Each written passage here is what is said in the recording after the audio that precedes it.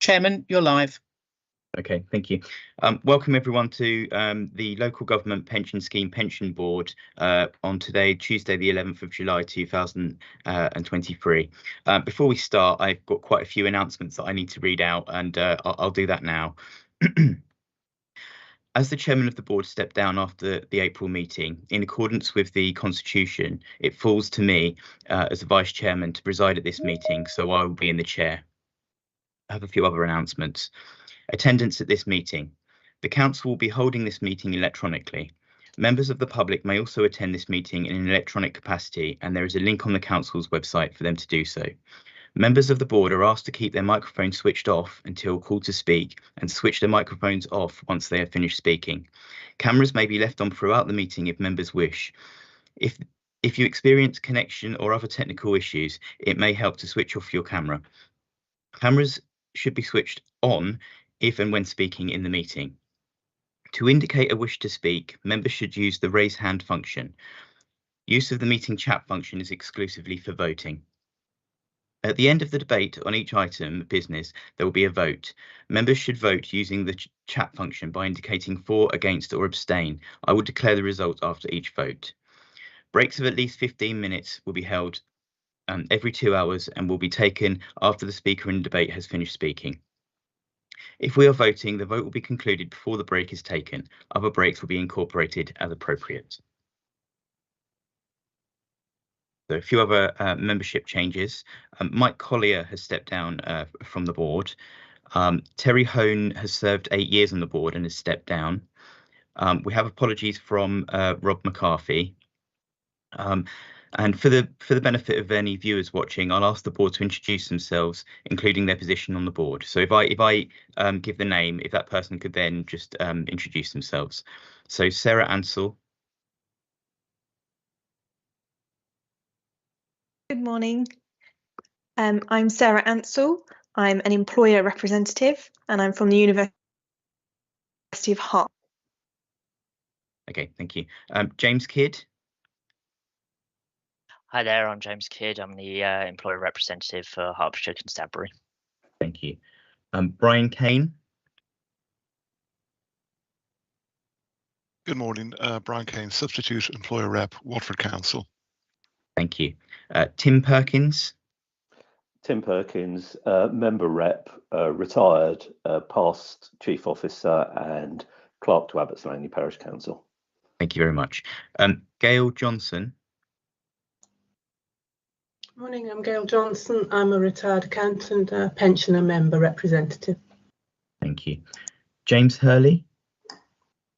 Good morning, substitute member rep, retired CFO and accountant. Thank you. And Sharon Moore. Hi, Sharon Moore, substitute member rep. I'm a deferred member as a former employee of the university. Okay, thank you very much. Have I missed anybody? Okay. Yeah, sorry, just me. No worries. I'm Jolyon Adam. I'm the employer rep for the schools and academies pool. Okay, thank you very much. And Jack?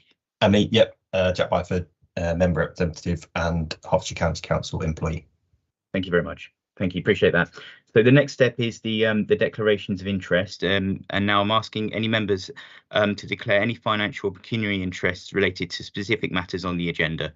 So they've got a chance now, and also if there's a particular item, then they could announce it then as well, so just in case. Okay, thank you. So we'll move to the minutes, but before we move to the minutes, I've just got some previous actions that I'd like to go through. So there were no actions outstanding from the 21st of April. But there were some outstanding actions from the 17th of March, and I'm just going to quickly go through those now. So item 2.3, there's an update provided in the supplementary performance appendix B and C, and there'll be a verbal update on those. Item 2.4, there'll be an update provided in the performance appendix C, and there'll be a further verbal update. Items 2.6 I think, yeah, just 2.6, there'll be an additional report provided in the meeting pack, which is Appendix D. Item 2.8, there will be an update provided in Supplementary Performance Appendix C. We'll provide a further verbal update. Item 2.10, there was an email sent by fund officers and not minuted. Gail Johnson requested some extra information, and that is included in the additional narrative to Appendix B. Item 3.6, that's resolved and published. That was the communications policy. Item 4.2, a section will be added to the 24-25 Treasury Management Strategy, which will be at the October meeting. Item 6.3, update on monthly return submissions included in Appendix B on the LPPA report.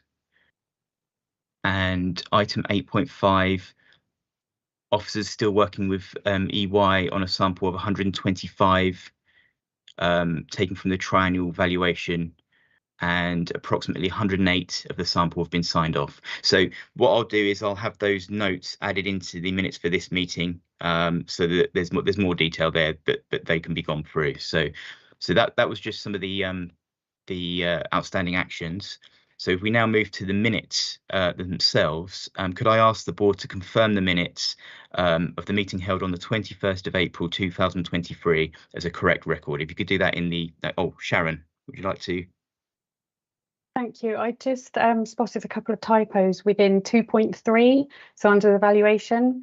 So if they could be corrected, other than that, I'll be happy with the minutes. Okay, thank you. Thank you. Okay, but other than that, that notwithstanding, if people could please put if they agree those minutes in the chat.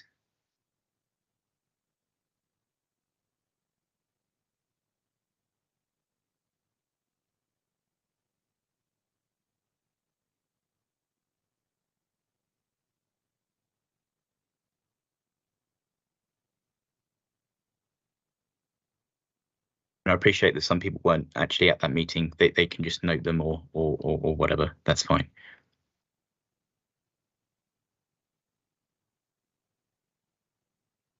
Okay, so that's confirmed as agreed.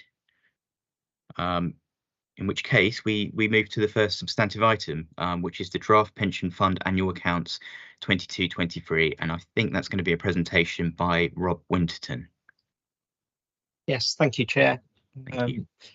So officers from both the fund and the county council met the statutory deadline of the 31st of May 2023 to publish their draft 2022-23 statement of accounts. The external audit of the pension fund accounts for 22-23 is currently set to start Monday the 7th of August. This date is later than usual to give officers time to restate the published draft accounts once the updated level 3 data is received from the various investment managers. However, it should be noted that we have actually started providing some of the working papers to EY this week. The status of the level 3 data or level 3 assets is shown in Appendix A, which is Agenda Pack page 17. The fund account and net asset statement are shown after section 4.8, which is Agenda Pack pages 14 and 15. These draft figures are likely to change, as we've stated, because of the level 3 data. But they currently show that the fund has decreased in value by 425.8 million from last financial year. We're aiming to have 2 hour-long training sessions in August and September, which will look at the main statements from the accounts and also training or presentations on the notes to the accounts and what they represent. These will be training sessions with both Pension Committee and Pension Board. That's all I was going to say on the covering paper, but happy to take any questions. Thank you very much. And if there are any questions, please raise your hand. So, Gail, would you like to ask a question? Thank you, Chair. Thank you, Rob. I think I should start by saying I appreciate the effort that's involved in getting the accounts drafted within the timetable set. Just a couple of questions. Firstly was whether the valuation that are outstanding are expected to materially affect the figures that we're seeing now? That's the first question.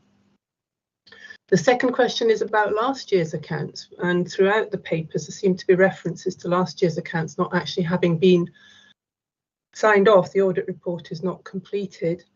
Is that not going to give difficulties in terms of signing off this year's accounts within the deadline?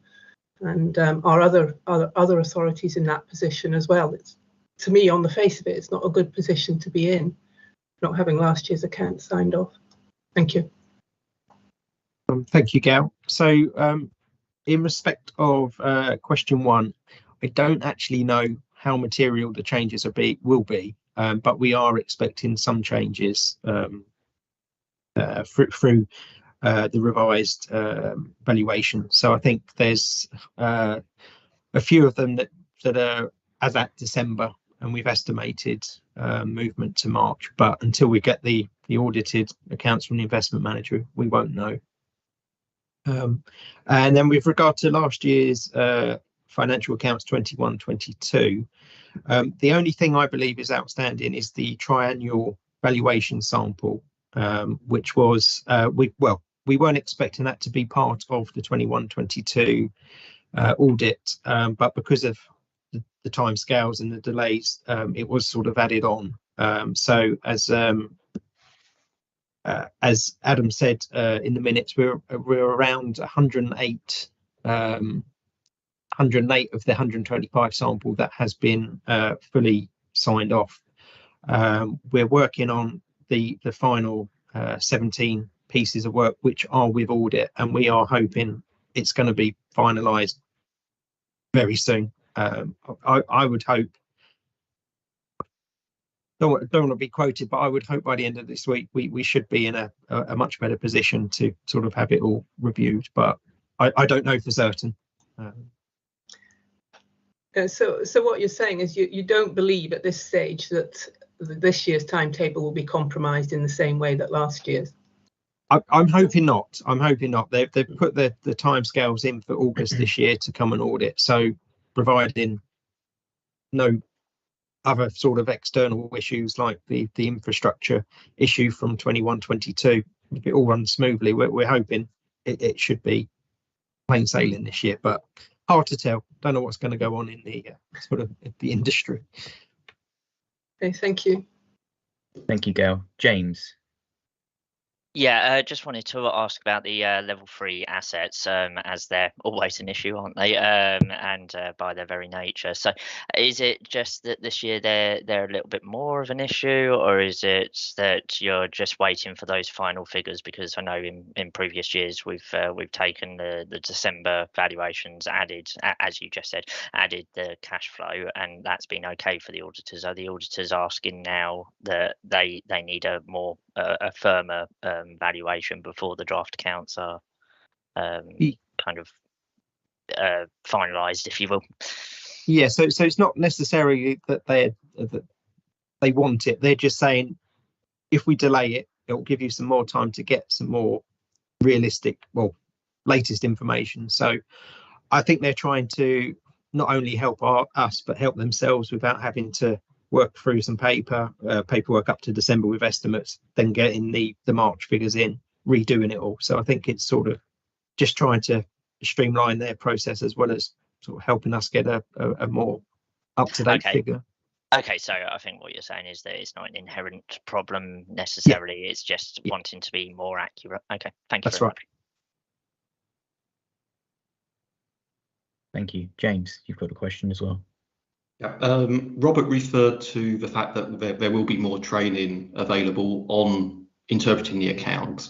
I think it would be helpful. So I'd ask, would it be possible to get some training on helping board members develop their knowledge on the issues around level 3 assets, and the fact that potentially they're more illiquid, more difficult to value on a dynamic basis, and just how issues around that can then be understood in terms of interpreting accounts.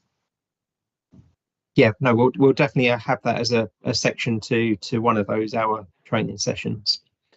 And yeah, we'll get dates out as soon as possible, just so they're in your diaries. Thank you, James. I think that's a useful suggestion. Thank you. Okay, so James has got a question again. Is that Yeah, right? sorry, not so much a question. I meant to say it in my last one, and just to echo what Gail said, congratulations and thank you for meeting the statutory deadline. I know that's a very tight deadline, so just wanted to note that. Thank you. Okay, so the recommendation for this item is that the board notes the contents of the report. So if people could sort of agree that in the chat, please.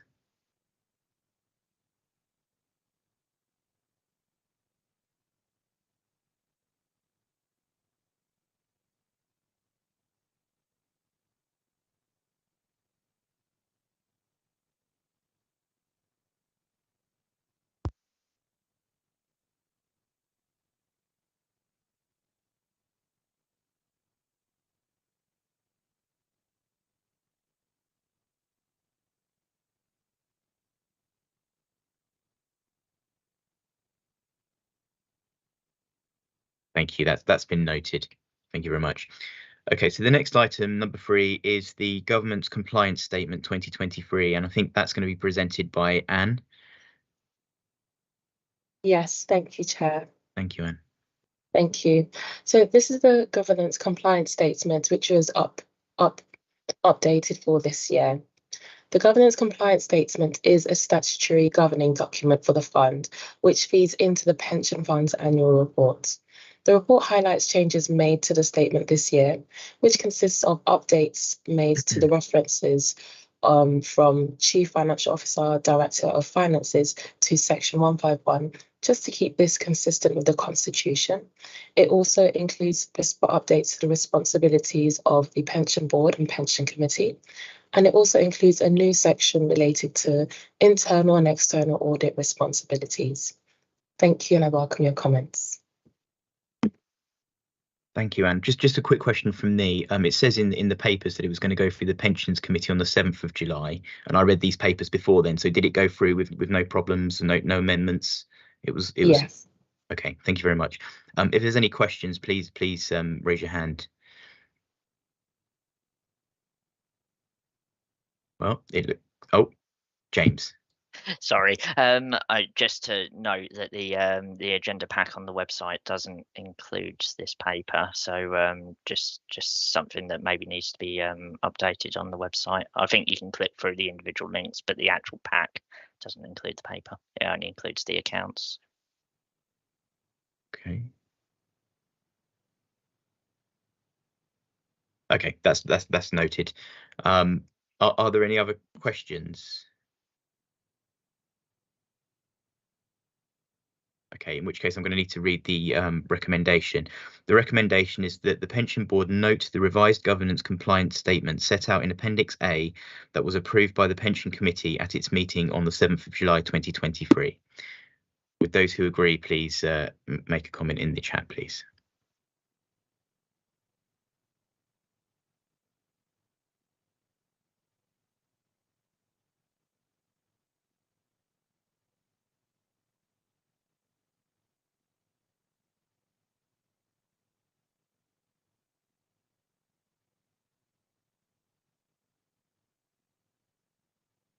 Thank you. That recommendation has been agreed. So we're now going to move to item number 4.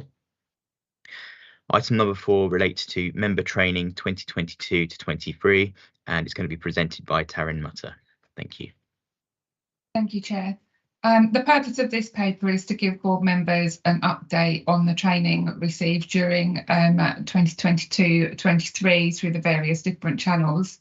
It also provides a copy of the National Knowledge Assessment. It seems it's misordered on the website. The National Knowledge Assessment is actually put as Appendix B for the in the LPPA report, but in there it does provide an update as the results of that survey, which 100% of board members undertook. It also provides a proposed training plan for the year ahead, and these sessions will predominantly be held over MS Teams. So we are would welcome any further feedback about any training that you would like to receive during the year, and I've noted James's request for the training on level 3 assets. Thank you.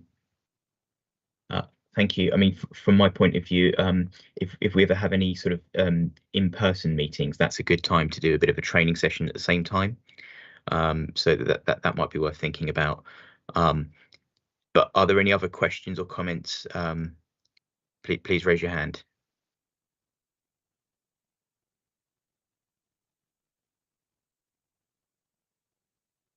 James. Yes, I can see there is some, the plan is quite detailed and sets out quarter by quarter the different components. It would be helpful just to get that confirmation that the analysis of our the knowledge assessment and the relative and strengths and weaknesses of our combined sort of the group, you know, is fed into this training plan, and that we are identifying those areas where we need to build up our knowledge. Thanks, James. That was taken into account, and also what was taken into account was training that members were more interested in as well. But I'll either circulate something or bring something back to the next meeting to evidence that to you. Thank you. Thank you. Jolyon. Thanks. Just a comment and a bit of a question on the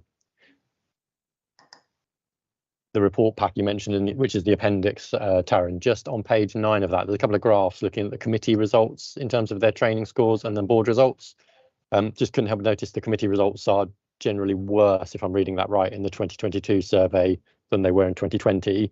And I appreciate that might be, it does mention turnover of different people doing the surveys, different level of uptake, but just, is that something that specific action needs to be taken maybe to bring that back up? It's just, it sort of looks like it's going in the wrong direction a little bit.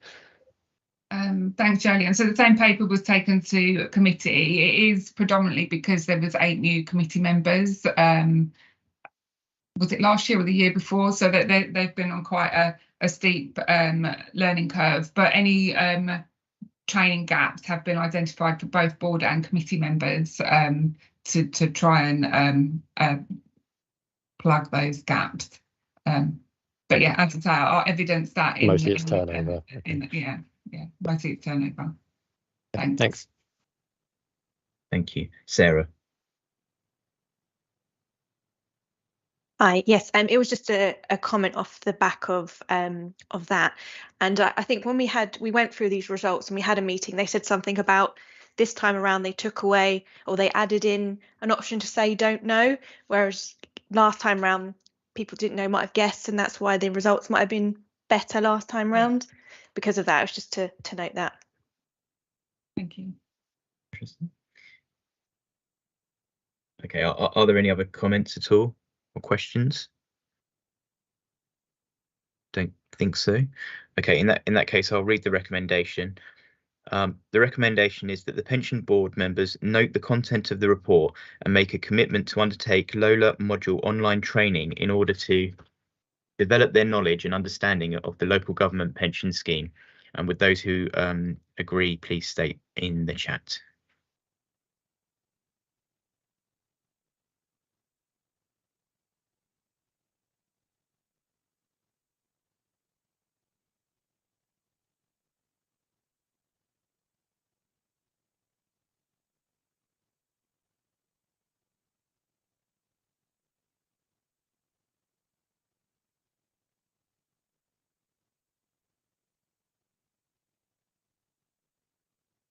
Okay, I think that's been agreed. Thank you. Okay, so that brings us to item 5, which is the Hertfordshire LGPS and Fire Q4 LPPA performance report, and I think that's going to be presented by John Crowhurst. Yeah. Morning, Chair. Thank you. Thank you, John. Hi, everyone. So in the reporting pack today, you've got the normal quarterly performance report that covers Q4 between January and March, and we agreed at the last board that, given the timing of the meeting, that I would supply a supplementary report to include performance for April and May as well. So that's in the pack. So I'll talk you through the report, and then I'll give a general update on a couple of other items, and then happy to take questions. So the SLA performance, the overall SLA performance for January was 86%, February 81%, March 89%, and April 89%. And then in May and June, we saw a significant improvement. So May was 99% and June 95%. And the main reason for that is that we've cleared down the majority of the spikes in work that I referred to following the migration to the new administration system. So we've made some really good progress clearing down that spike in work, which is probably ahead of where we thought we would be. Looking at two of the key processes, so I've looked at retirements actives and bereavements. So retirements active for Q4, so for January, February and March, overall SLA was 85%. In April and May combined, it was 87%, and in June it was 96%. And I checked this morning, I know we're only 11 days into July, but again, July month to date is in excess of 95%. So it looks like the SLA performance is trending in the right direction and staying there. The bereavement process in Q4 was 64%. In April and May combined was 90%, and in June was 93%. So again, now that we've cleared those spikes in work, the SLA performance is recovering, which is good. And then the other item on the SLAs that I'll mention is the help desk average wait time. So January and February was 10 minutes, in March 6 minutes, April 3 minutes, May 4 minutes, and June it's 3 minutes, and July month to date it's about 2.5 minutes. So the work that our help desk management team have done to direct the calls to the right agents, and all the training and upskilling that we've been working on over the last few months is having a positive impact on those average wait times. The number of calls that are coming into the help desk haven't, and we've managed to maintain that wait time. So hopefully that's stabilised as well. So that's the SLA performance. One of the other things that we always talk about is the member and employer experience. So linked to that, the fund invited me along to a regular meeting that the district council CFOs have. So thank you to Patrick and the fund for inviting me along. I found it a very useful session. It was an honest session around the performance up until recently, and then we focused on things moving forward and how can we improve the working practices and the processes. So we focused a lot on information flow between LPPA and the employer and vice versa, and also we focused a lot around communication generally. There was a number of actions following that meeting, and one of those was to set up what we're calling a working group between HR and payroll officers at the employers in the fund and relevant officers from LPPA. So we've just had the volunteers back from those employers, and we're hoping to schedule those meetings in the next quarter, and I'm sure that the officers will be providing updates to the pension board on the activity that's taken there. But I think that's going to be really useful to have a regular dialogue with the people that are using the systems that we've put in, and we can be on the front foot with anything that could be improved. The next thing I want to mention is some of the statutory work that's happening at the moment. So we've got year-end files that are being received and processed from fund employers, which need to be done in preparation for the annual benefit statements being issued. So as at close Thursday last week, I've got some figures to quickly run through. So we are expecting 335 year-end files from Hertfordshire employers. We had received 219, which was about 65% of those expected. We have got a really large file that we're working with a particular payroll provider on that spans multiple employers that's very close to being submitted, which will take the overall number up to 91%. So we've got about 9% missing. We're working very closely with officers to escalate where we need to, but most of the employers are engaging with us and we're trying to support them through the process to get the files in. I don't think there's nothing to raise in terms of red flags for us meeting the ABS deadline at this stage. We're on track, and I'll continue to update on that. The other initiative that we launched following the migration to the new system was the monthly return files being submitted. So up until last year, we were collecting data on an annual basis. So now we've got the functionality for employers to be able to submit that monthly. So we launched that in April. Again, it's 335 files expected. We've received just over 100 in April, so it's about 30%. We've received 27% in May and 15% in June. So it's early stages, it's still embedding. Obviously, we need support from the fund to mandate us receiving those files. But if I compare that to some of the other funds that we've also launched this new initiative with their employers for, it's around the same number. It's around a third that we've received so far. So it's sort of tracking where we'd expect it to be. But I'd be hoping in the next 3 months to see a significant increase in the number of files that are coming in for the monthly return submissions. Chair, I'm happy to take Tim's question now, or I can carry on, whatever works best. Yeah, are you finished? Because I've got a few comments and things. I've got a couple more things just to quickly run through. Probably 2 minutes left. Yeah, maybe just finish off. Finish those. Yeah. Okay. The next piece of work is what we're calling the data strategy. So following the triennial valuation last year and some of the feedback that we received from the fund actuary, we've been working to put together a data strategy. Now, what that will provide oversight of is what data we maintain on behalf of the fund and what we do to cleanse it and make sure that it doesn't deteriorate throughout the year.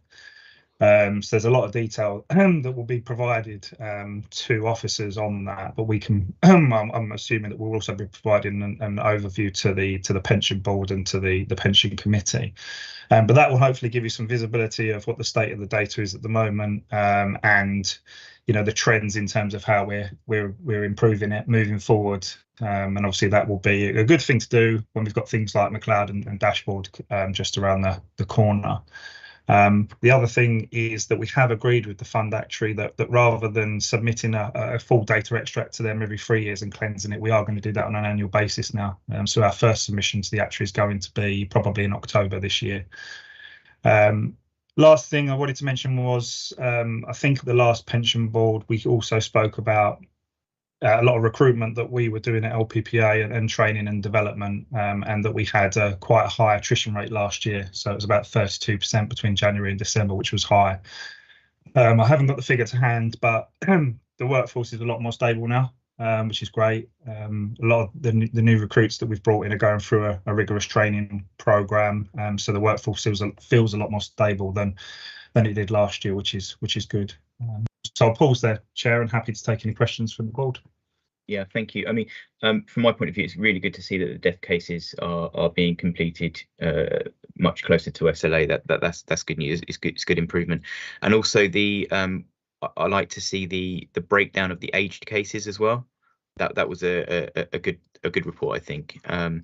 And I was going to ask you about the sort of staffing levels, because obviously you said earlier that the amount of work itself hasn't dropped. It's sort of stayed at a constant level. And I was just wondering about the sort of stability of the sort of resource that you've got to deal with that work as well, or are you going to pull people away from it because you've got to a more manageable level? So it was good to hear that actually you think there's going to be more stability there in the next sort of few months as well. So.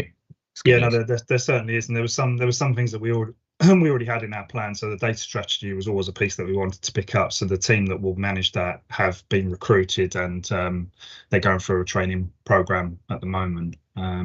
But we haven't got in operations, core operations, which is the area that I look after. We haven't got many vacancies at all now, which is great, and we seem to have the way that we're doing the recruitment process now is slightly different than before, and we seem to be getting a lot more CVs with not LGPS experience, because it seems to be impossible to recruit people with LGPS experience, but certainly pensions backgrounds and transferable skills, which is great. But as I say, one of the things that we were focusing on a lot, and I'm very keen to do, as someone who went through a training program many years ago, is to develop people that haven't got any background in pensions administration. We're big enough for it to be a career.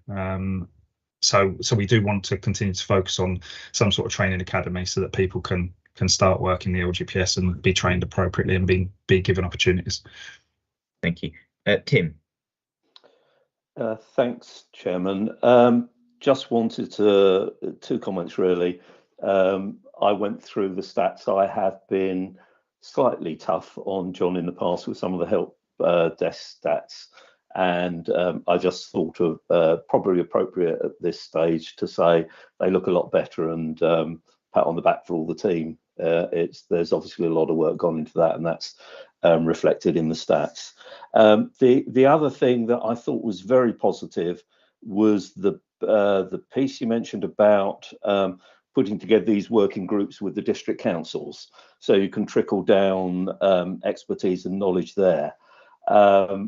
Here I do my usual pitch, because that's where I lived for 10 or 12 years for the parish council sector, which struggles a lot with pensions because there's a lot of people spread out over a large number of employers, and the level of knowledge around pensions is pretty low. So it just at this stage, a thought for how the knowledge that you're going to pass on to the district councils through that working groups, how that can be rolled down to parish and town councils, or maybe there is an opportunity perhaps for a similar sort of forum, perhaps through the auspices of Hert's Association of Parish and Town Councils, who Rob McCarthy does represent here, but I know Rob isn't around, so kind of speaking for Rob here. So positive bit of work about the district councils,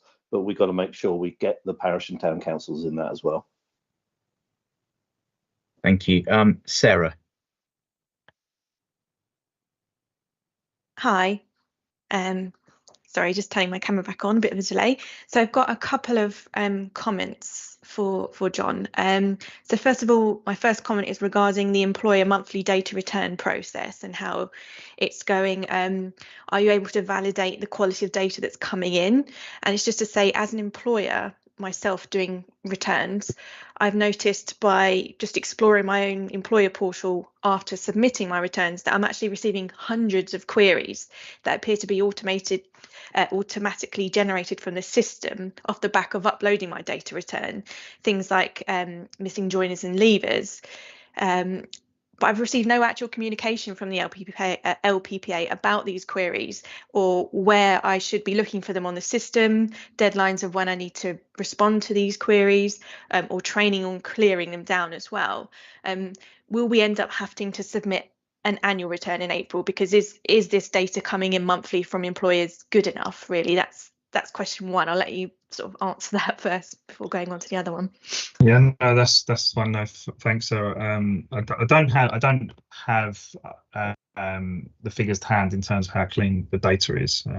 But what we could do for the Herts Fund overall, I could give a summary to the next board. We could pick a month and I can tell you what the quality of the data is. Now, with regards to the communications, that was one of the things that was picked up at that meeting. And I have subsequently had a conversation with our employer engagement team to say that we've got lots of information being pushed back through the work trays, and we need to be on the front foot with regards to the comms. So some will be coming very soon. We have got FAQs and things like that that explain what you need to do to resolve the queries, but as I say, we need to be pushing those out more regularly than we are now. And the other thing that I'll mention, I won't take us down a rabbit hole too much, but obviously we're working very closely with Civica to make sure the system continues to improve, because as you know, we didn't go live with the bells and whistles. We went live with the out of the box product, so we are actually working very closely with them over the next 3 months, and our predominant focus is on the monthly return process and the employer work trace. So I think you'll start to see some stuff come out of that, so that's imminent. Okay, thanks. And it's just another comment to say that on the stats of the pack that you sent out about the last quarter stats, it was just to say, in my experience, especially these last few months with retirement cases from our own staff at university retiring, I'd actually have to unfortunately say feedback from staff about the level of service from LPPA has been poor because of long delays in them actually just getting their retirement packs and being able to get in touch with the LPPA. So it was just to say, in my experience, what we're experiencing doesn't correlate with the figures on your stats, unfortunately. Yeah. No, that's understood, Sarah. I think the spikes in work for the retirement process, we only really cleared down in the last 6 weeks. So there would have been some that were still impacted by those delays.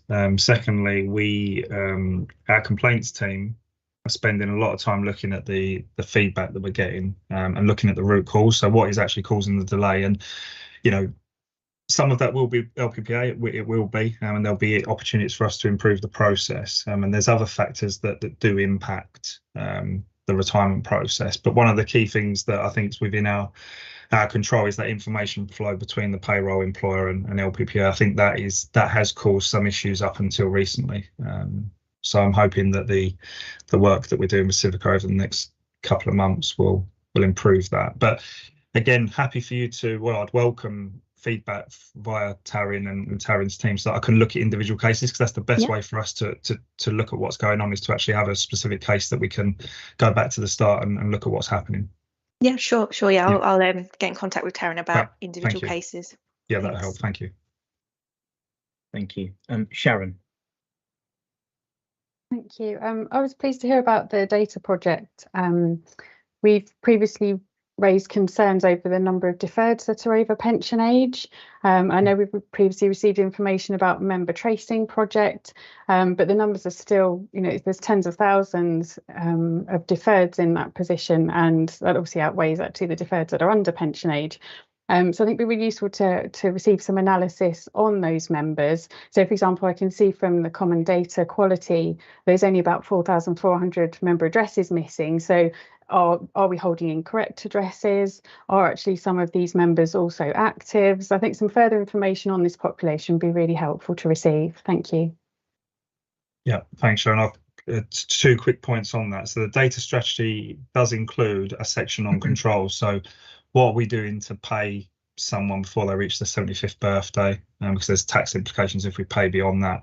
There's others as well, like if we've got frozen refunds that are approaching 5 years, again, we need to take action before they get to that point. So what we'll show the fund is what we do, and then what we do subsequently after the event, and we'll be providing control reports at member level to the fund on that.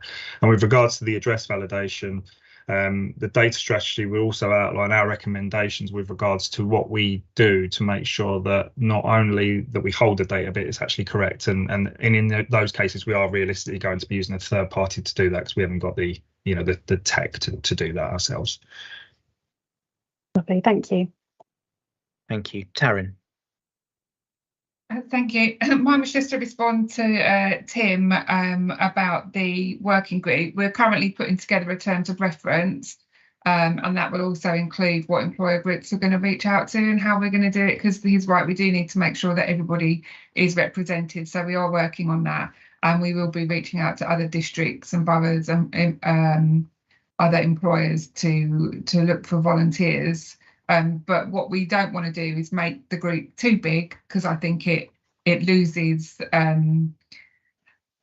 it becomes too big to manage and get any real decent feedback on and ways forward if the group becomes too big. So we might look at having one representative only from each employer, which can change. But anyway, we're looking at it, and we'll feed back.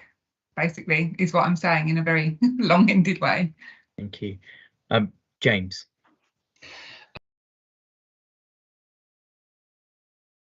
progress in the report on page 22. It would be helpful just to get a sense of are we on course with the timeline. I saw within the communications plan that there was a reference to comms to, I think, deferred members in May and retired members in July. I also saw a reference to a fire and police calculator, but didn't see a reference to an LGPS one. So I think in the report it showed we've got in the risk register report, we've got 21,000 members who are potentially impacted by McLeod, and with the deadline and the legislation effective from October, it'd just be helpful to get a sense of, are we online with those particular parts of the timetable that we need to be? Yeah, thanks, James. So the specifics around comms and whether or not they've gone and things like that, I can check all of that and pass a more detailed update around the milestones to Terry, and I'm happy for that to be shared with the board. There's two key things that are happening at the moment as well. The first is making sure that we've got the data that we need from the employers' payroll providers for the period that impacts the members. Some employers have submitted revised data for us to check and update. So that's ongoing, and that will continue to be ongoing up until the remedy comes in force in October. And the second part, which is key, really key, is the software delivery, because obviously we're going to be relying on the system to do the calculations and make sure that the statements, etc., are produced by the system. We don't want to be doing anything off of the system at all, for obvious reasons. And based on the project calls that we have with the software supplier, things are on track at the moment. So there's nothing to report there of any concern. But what I'll do, because I appreciate the update around McLeod was fairly broad, so what I'll do is I'll probably give a project update to officers as part of our regular meetings that we have, and obviously that information can be shared with the pension board if necessary. Thank you. Brian. Adam, could I just come back on? Sorry, James. Yes, yeah. Yeah, thank you. Thanks, John.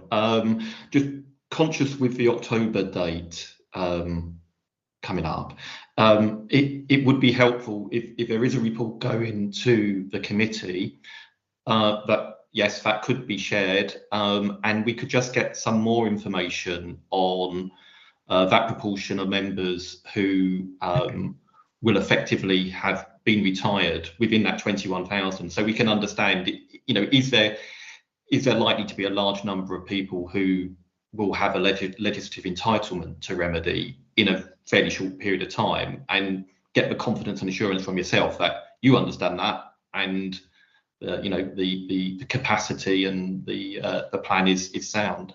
Yeah, no problem. Yeah, we've got a project team. A lot of the focus, because there's going to be more members impacted in the fire and police schemes than the LGPS, and we have got a project team that's split between Blue Light and LGPS. So I'll speak to them following the call, and we'll provide a more detailed update to officers. And as I say, happy for that to be passed on to the pension board, James. Okay. Thank you, Brian. Oh, yeah, thank you. Just a question for John. John, I'll preface this by saying that you may not know the answer, but if you do, any information gratefully received. When you were reaching out with Patrick with regard to the working group, was there any participation from Watford / Three Rivers?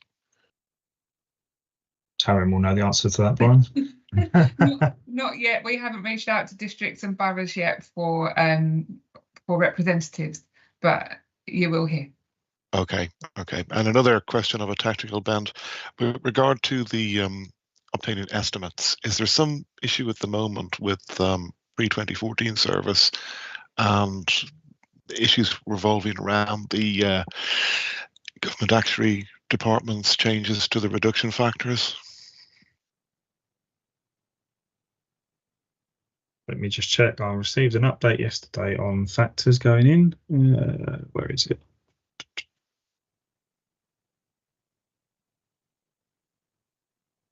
So there was two sets of factors, wasn't there? There was the transfers, which impacted transfers in and out and divorce quotes, and then factors. We had a delivery of factors yesterday into the system, but I haven't had a chance to read it yet. Do you know, Taryn, if it impacts estimates?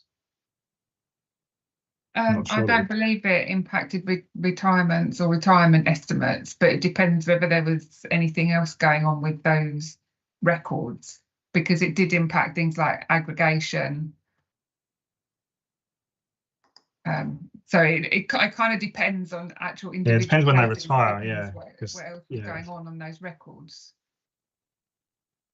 We'll check, Brian, and I'll send you a separate email on that one, because I know we correspond outside the meeting anyway. So okay, no, not a problem. Thank you for that. Okay. Thank you, James. And on page 30 on the conditional data, there's a information that I think 1960 individuals had filed on the, I think it's the annual allowance element. Either in this meeting or subsequently, just be helpful to get an understanding of what that really represents, and is it an issue of concern for us? yeah, no, and that will be wrapped up in the data strategy piece. Actually, James, last time I did look at that a little while ago, and it wasn't impacting anyone now. It was back in 2014-15. There was a pension input period that was split between 2 dates, and that hasn't been split out properly on the member records. But it doesn't impact people that are affected by the annual allowance now, because it only goes back for the last 3 years. So it's not material, but it still needs to be fixed as housekeeping on the system. Okay, thank you. And if there's no other questions, then I'll read recommendation. That the pension board notes and comments on the content of these appendices. So if everybody could just confirm in the chat, please.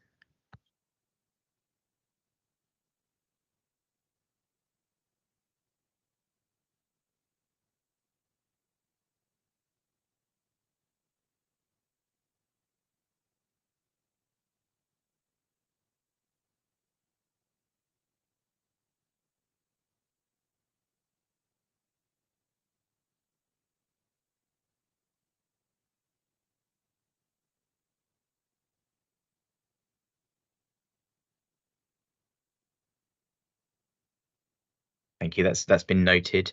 So we move to item 6, which is the employer risk and performance report, and that's Anne, please.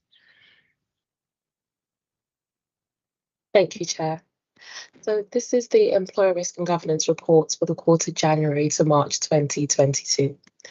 So the employer risk monitor in section 4 has been updated to reflect all of the employers' updated funding positions following the fund valuation and the finalisation of the rates and adjustment certificate on the 31st of March 2023. This has resulted in a net assets position increasing to 306 million, outlined in Table 2. The number of amber-rated employers have increased this quarter from 66 to 91 due to the bond renewal exercise, which has followed the fund valuation. So we have implemented this new process whereby all admitted bodies in the fund with bonds are going to be having them reviewed every 3 years. Now, the Table 3 highlights the number of employers within the red risk category, and we continue to engage with employers that fall into this category.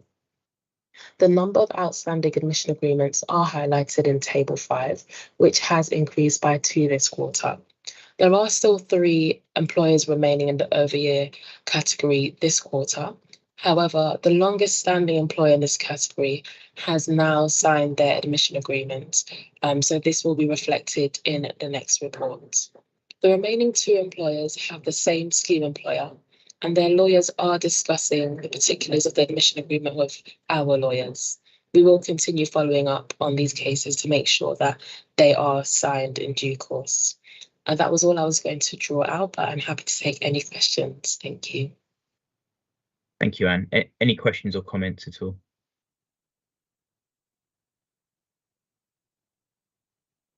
Okay, that's fine. I'll read the recommendation.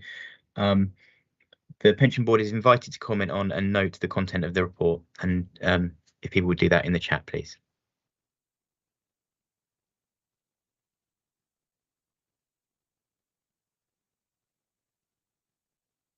Thank you.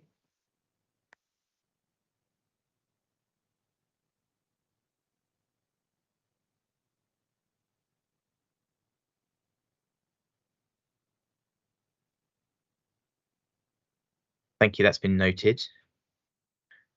So we move to item 7, which is the risk register report, and I think that's presented by Robert. That's correct, Chair. Thank you. So this is the quarterly risk register report for the period January to March 2023. The analysis of risk scoring for 2 of the risks have moved during this quarter, and that can be seen in table 3. The 2 risks that have moved are risk F3, which is project pace. It's moved from amber and it's now been closed. Then the risk has been closed because all LPPA clients have now transitioned to the new administration system, UPM, and therefore any outstanding pieces of work can now be classified as business as usual. Risk F4, the new custodian, it was amber, it's now yellow. The custodian transition from BNY Mellon to Northern Trust has now been signed off, and the relationship with Northern Trust is now business as usual. The risk was going to move to green, but officers felt that it should wait until they've had full training and are comfortable with their new skills and knowledge of the new system and its reporting capabilities. For this quarter, we've actually added a new section to the covering report, and that's section 5. This just provides committee and board members with further updates since the quarter end date, being that it's so far in the past, and we'll continue to do that going forward. That's all I was really going to say, but happy to take any questions. Thank you very much. Are there any questions or comments? Gail. Thank you very much. It was just following up our conversation earlier in this meeting about the fact that last year's accounts haven't been signed off. Is that a risk? I mean, it seems to me that we've broken regulations there already. Is that a risk that gets considered under item D, which is non-compliance with regulations, or is that an item that should be brought in, do you think? It would have been included within our review of the register, but I think because it was outside of our control, we've missed that statutory deadline, but I think we're not the only fund in the country to have had that, and not the only council to have missed that deadline. So I think because it's a national issue, we're aware of it, and it is noted in the register, but we've not sort of raised any concerns because it's really out of our control. No, I take that point, but the fact remains that we actually, I think we have broken some regulations, haven't we? And that does entail reputational risk. I mean, I suppose the fact that there's many other authorities in the same boat dilutes that to a certain extent, but I just wanted to be sure that that was included in discussions. Yeah, no, it has been, and yeah, I'll take that note on point, and yeah, maybe we should put that as a point in the register that it was broken, as you say. Thank you. Thank you. And are there any other comments or questions? No, okay. In that case, I'll read the recommendation. The recommendation is that the board note and comment on the contents of this report and the risk register at Appendix A. And with those who agree, please state in the chat.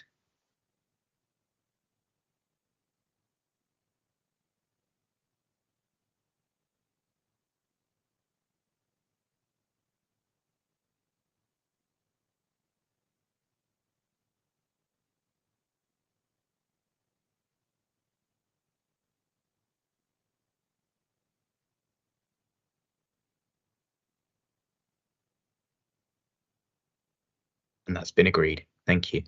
So we move to number 8, which is dates of future meetings. And there are some dates sort of set out there in the report. And I note that the next meeting in October is due to be at County Hall. I think at the next meeting we need to discuss who the future chairman and vice chairman is going to be. So that might be worth keeping as an in-person meeting. My personal preference is that I like in-person meetings or online meetings. I'm not so confident when it comes to hybrid meetings. So I'm quite happy to leave that as is for now. But if you have any real issues with any of those dates or anything, please do speak to the officers in advance of time, and we can work through those perhaps outside of this meeting. So unless there's sort of any other particular comments about them, we'll just move on. Okay, thank you. So that is actually the other part 1 business, which is part 9. There isn't any. So that is actually the end of the part 1 business, and we need to now formally move to part 2 because there are some items that need to be discussed there. So if I could formally move to part 2, and I'll wait for a message in the chat just to confirm that that's been done.